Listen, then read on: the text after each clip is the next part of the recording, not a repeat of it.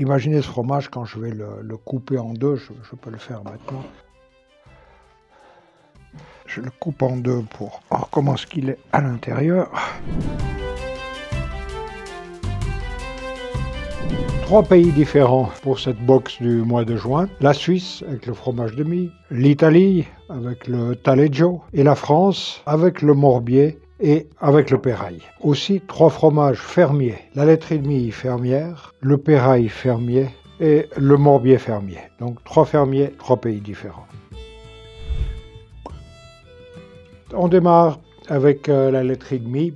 Là, on se trouve tout près de Tannay, un endroit magnifique. Allez vous promener pour l'été, le lac de Tannay. Le départ du lac de Tannay, lorsque vous ne pouvez plus prendre la voiture que vous devez parquer, vous trouvez un Milly. Le fromager à Milly fabrique pendant l'hiver ce fromage. Après, il passe au début du printemps à l'alpage de Jeure et il finit à l'eau tout en haut. Donc, 3 endroits différents, 3 fabrications identiques, les mêmes vaches. Peut-être le fromager change d'un endroit à l'autre, mais 3 fromages bien différents, tellement l'herbage sera différent de chaque endroit. Voilà pour le fromage de Milly.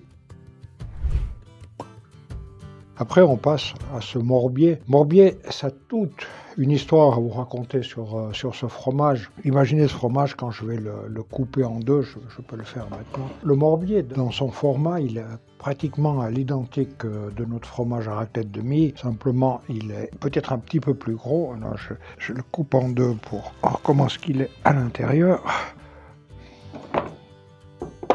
Voilà, on n'est plus du tout dans un fromage à raclette du Valais. Qu'est-ce qu'on découvre? C'est qu'il y a une bande noire. On se demande si c'est de la truffe qui se trouve à l'intérieur. Alors non, c'est pas du tout de la truffe et c'est ça un petit peu l'histoire du morbier. Tout ce que vous voyez au milieu là, c'est de la cendre. Alors pourquoi y a-t-il de la cendre? Alors historiquement, quand les fromagers de la région du Morbier avaient très peu de lait, donc ils commençaient le soir à faire une première fabrication, ils mettaient le caillé dans le moule et ils recouvraient ce caillé de cendres pour les protéger des insectes. Et ça, c'était une tradition qui se faisait un peu partout, pas seulement dans la région du Morbier. Quand on voulait protéger des insectes, eh bien, on mettait cette cendre dessus.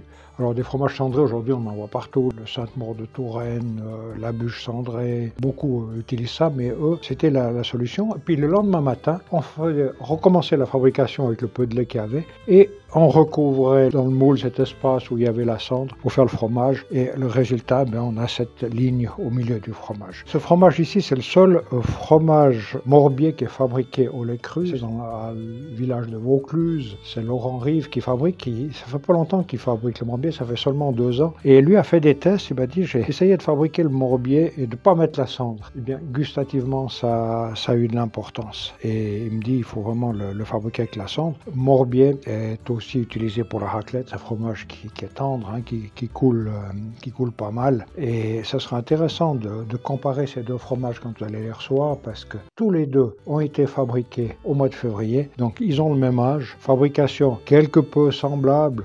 Là, c'est salé au bain de sel.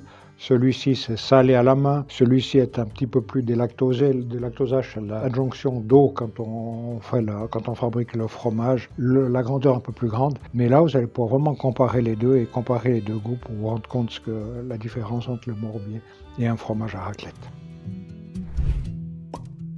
Pour le 3e fromage fermier, eh bien, c'est le pérail du Vézou de la ferme de Liliane et Mathilde Boutet qui ont fabriqué ce petit fromage qui a aussi une histoire, ce fromage. On est en plein Aveyron, on est dans le pays du Roquefort. Et l'histoire, c'est que dans la période entre janvier et mars, il y a très peu de lait. Alors les paysans, pour ne pas perdre leur lait, pour ne pas le gaspiller, ils se sont dit, dans cette période où il n'y a pas de fabrication de Roquefort, on va fabriquer un petit fromage. Donc c'est un petit fromage qui était plutôt familial, destiné à l'usage strict de la famille. Il était très peu vendu et c'est comme ça que le pérail est né. Et puis depuis les années 60, certains fromagers sont complètement distanciés du Roquefort. Ils ont dit non, on ne va plus fabriquer de Roquefort, on ne va plus livrer le lait pour le Roquefort, mais on va continuer à fabriquer une autre pérail. Et voilà ce petit fromage un peu grisâtre, fromage de brebis, hein, puisqu'on est dans l'Aveyron, et qui s'affine tout gentiment et qui nous donne un fromage hyper crémeux quand il est à maturité. Oui,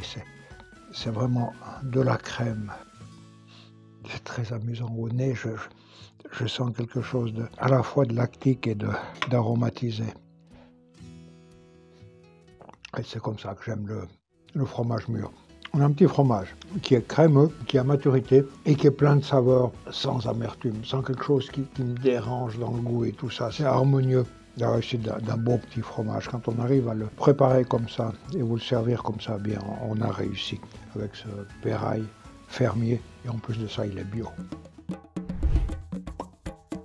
Alors, fromage italien pour le 4e fromage de la box. C'est une première. Hein, d'habitude, c'était toujours des fromages suisses, français, voire hollandais. Là, un fromage italien. C'est une première, mais ce ne sera pas une dernière parce que l'Italie est aussi très riche en fromage. Et on va, dans les mois à venir, aussi vous présenter quelques fromages italiens. Donc, Taleggio, fromage de la région de Bergame, de la région de Milan. C'est un fromage qui est AOP et c'est aussi un fromage qui a une histoire. Historiquement, il ne s'appelait pas Taleggio, mais Stracchino. Et Stracchino, ça veut dire fatigué. Alors je me suis demandé, mais pourquoi on appelle un fromage fatigué? Alors, ce fromage, au départ, il était fabriqué après la désalpe, à l'automne, quand les vaches descendaient de la montagne. Et quand j'ai entendu ça, ça m'a tout de suite fait penser aux désalpes chez nous. Il est clair que le bétail, quand à la fin de la saison descend de l'alpage, il est un peu fatigué, parce qu'il a été bien nourri, il a mangé de l'herbe, mais il a dû chercher l'herbe, il a beaucoup gambadé dans la montagne, il est fatigué. Donc,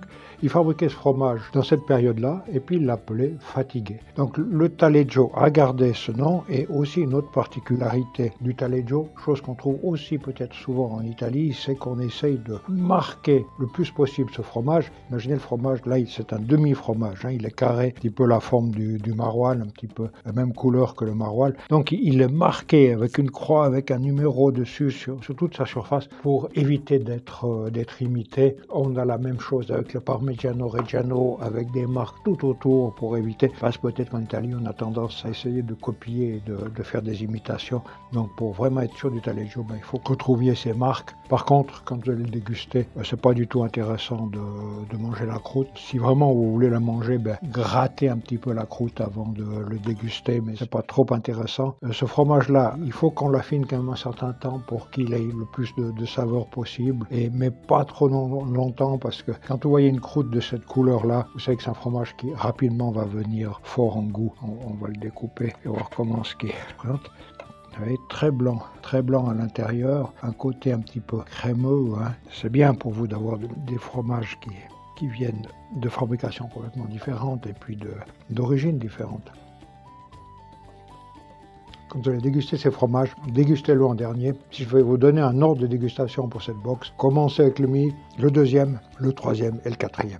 Même si le Péraille a déjà pas mal de goût, celui-là qui a peut-être le plus de longueur en bouche. Avec une telle diversité de fromages, une diversité de goûts, on a du brebis, on a de la vache, mais des affinages différents, des textures différentes. Il fallait trouver un vin qui allait bien avec ça. C'est pas habituel, c'est de vous présenter un vin rouge avec le fromage. Dans la plupart de mes vidéos, dès que je parle d'assemblage, vin et fromage, c'est le vin blanc qui prime. Mais de temps en temps, je me permets aussi d'aller sur le rouge. D'autant plus que cette Humaine rouge de la cave des Feuilles-Crétenant à l'Étran me plaît parce que c'est aussi le vin de ma vigne. J'ai une petite vigne de 800 mètres carrés d'Humaine rouge, travaillée par la famille des Feuilles et vinifiée par eux. Donc, cette Humaine rouge, ce qui me plaît aussi, c'est un vin qui n'est pas trop tannique, parce que dès qu'on a trop de tanin avec le fromage, ça ne va pas aller. Donc avec ça, vous allez faire l'expérience d'un vin rouge avec du fromage, avec ces 4 fromages, qui devraient amener un certain équilibre. À vous de vous faire